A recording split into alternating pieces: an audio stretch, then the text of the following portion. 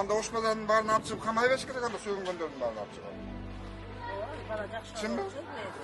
Бу жерден дагы элдер жок болуп калды, помничтиги. Эркек баламыз Айылга кетишкендер бар. Кече деле эмне болду? Даниэлдин жардамын көп эле көргөндөр бар бу жерде.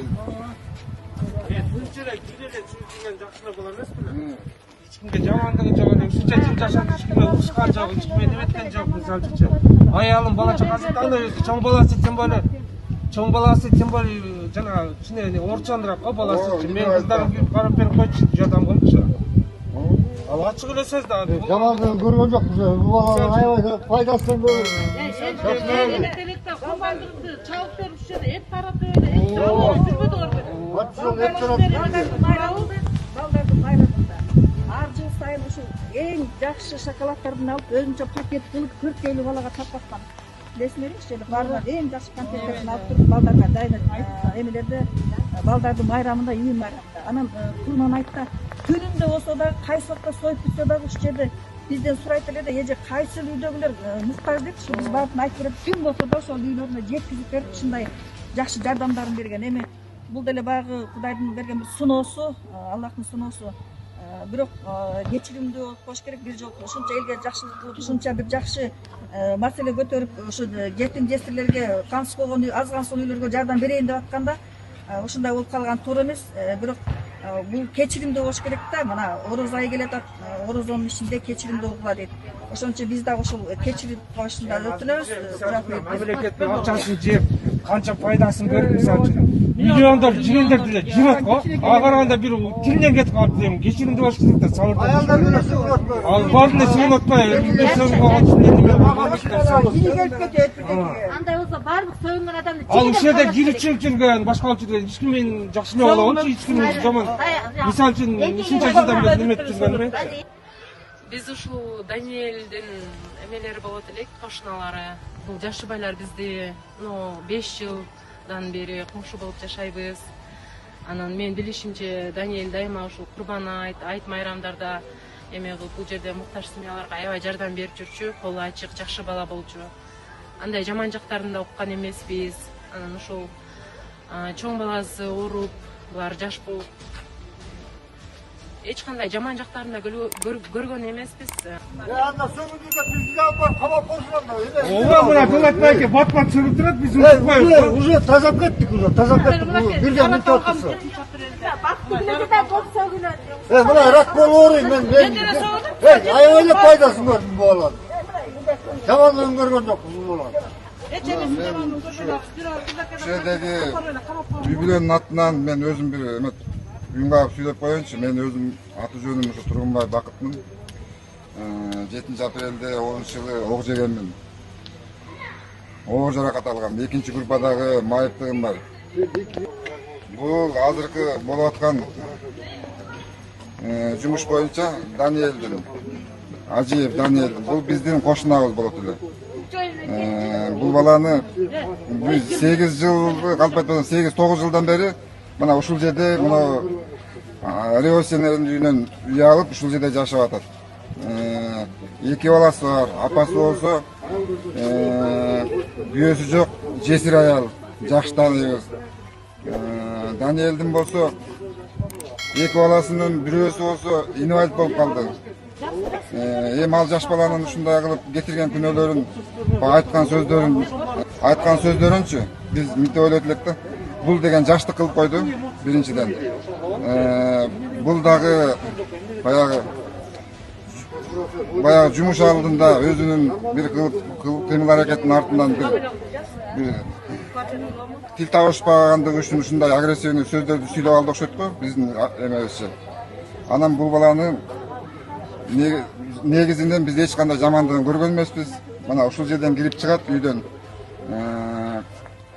Анан бул баланы мына эми камап койгонуна өтө биз нааразы болуп атабыз да. Биз улуу урматтуу президентке кайрылат элек. Сооронбай Шарипович, биз сизди шайлаганбыз. Биз чындык деп чыгып, ок жеп, экинчи группада инвалид болдук. Бул жерде экинчи, үчүнчү группадагы бүт инвалид балдар бар. Мына бүт баарын ташсаңыздар болот. Мына бүт баласы өлгөн, жолдош өлгөн келин кыздар турат. Бүт анан кийин мындай да. Биз ал баланы үй камагына деле чыгарып койсоңуздар, ал качканга деле качпайт, ал бала күнөө иш кылды, качпайт. Анан кийин ал баланы эми качып, мынакей жаян балыктар Кыргызстанды жеп көңтөш баарын кылган адамдар эчтеле жүрбөйбү? Жыргап эле, чет маңакта ойноп эле. Эми мындай бир акыйкат болуш керек да. Сотторго кайрылат элек. Акыйкат чечим чыгарып бериңиздер. Жаш баланы баягы түрмөгө камап алып туруп эчтеке кылбайсыздар. Түрмөдөн оңолбойт ал бала. Анын семьясын ким багат? Мисал үчүн. Эки баласы түрүлө жетим болуп калып атат. Бир баласы болсо ине бар. Кудай андайдын башка эч кимге салбасын. Эми айтарым, сотторду акыйкат чечим кабыл алыңыздар, соттор. Урматтуу соттор. Мына элдин атынан Даниэль үчүн биз ошо элден кечирим сурайбыз сөккөн үчүн. Мына кошуна катары. Ошо акыйкат чечип бериңиздер. Шайлоо учурунда ушу президентибизди түнү күнү чуркап биз шайлаганбыз. Акыйкат карап коюңуздар, карапайым калып.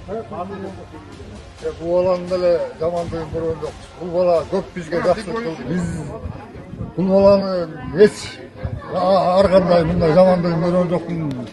Биз ынтымакка десе ынтымакка келип, тияка десе тияка келип, бизге көп жардам берди. Мен ушул баланы такыр ушул балдарын жетим калтырып ушундай кабаганга туура эмес. Сөгүнгөндө аялдар деле сөгүн атпайбы мындай.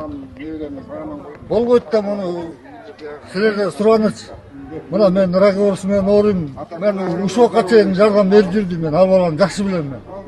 Жамандыгын көргөн жокпуз. Деле бул жигитти көптөн бери эле тааныйбыз. Кылы араткөнү береткөнү арсын учурашып эле ден соолук сурап.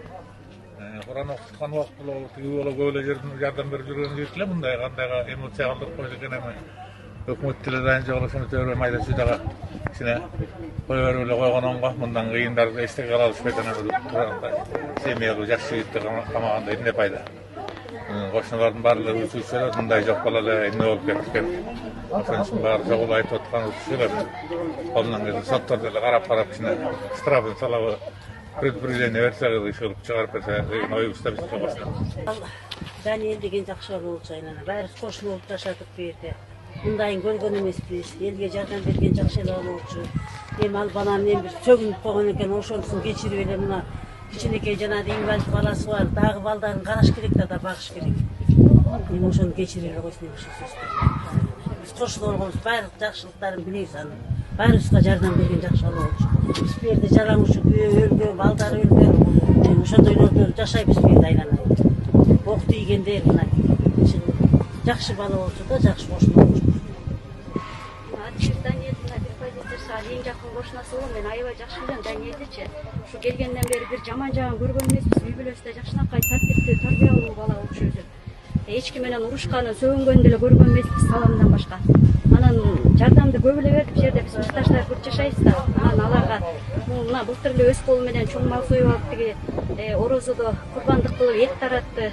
Бала чака шоколадын майрамдайды да. Мына баягы эле мамлекет тарабынан эч кандай дезинфекция жүргөн эмес. Мына подъезддердин баарын ушу өзү камакта жатса да үй бүлөсү аркылуу каржыланып, мына подъезддердин баарын дезинфекциялап кетишти. Ошо Ажиевдин эмесинин атынанчы рахмат. Биз ал бала биз бул жерде жашагандар көбүнчөсү биз пайдасын эле көрдүк, көп эле жардамдарын көрдүк. Биз аны колдойбуз.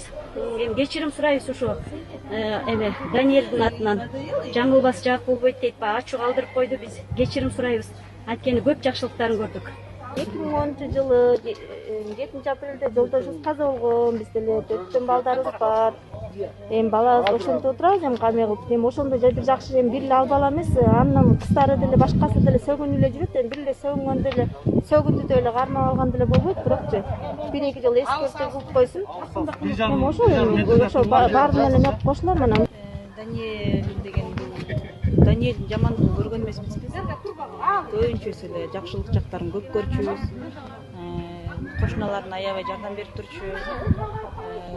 Мисалы жанагындай майрамдарда, немелерде көп жардам берчү.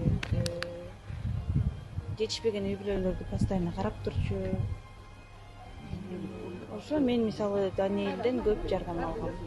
Көп деген жакшылыктарын көргөм. Эми ал сөгүнсө элдин баары эле сөгүнөт, азыр Даниэлдин кыздардын баары сөгүнөт. Сөгүнгөн адам жок деп ойлойм мен азыр. Бүт баары сөгүнүшөт. Ошондуктан Даниэль менимче жаман адам эмес. Ушул Даниэль менен жубайы биз 5 жылдан бери комшу болуп жашайбыз. Даниэлдин эч кандай жаман жактарын көргөн эмеспиз. Мындай иштер менен алек болгонун деле билген эмеспиз. Даниэль аябай ак көңүл, колу ачык, жакшы бала, менин билишимче. Ушул үйдү, домдогу муктаж үй бүлөлөргө дайыма курбан айт майрамдарда жардам кылып турчу. Ачукандуулукка алдырып, сөгүнүп, эме кылып сүйлөп коюптур. Жаш, эми жаңы түтөлүп келаткан семья болгондуктан бул жаш балага келечегине балта чаппай эле шанс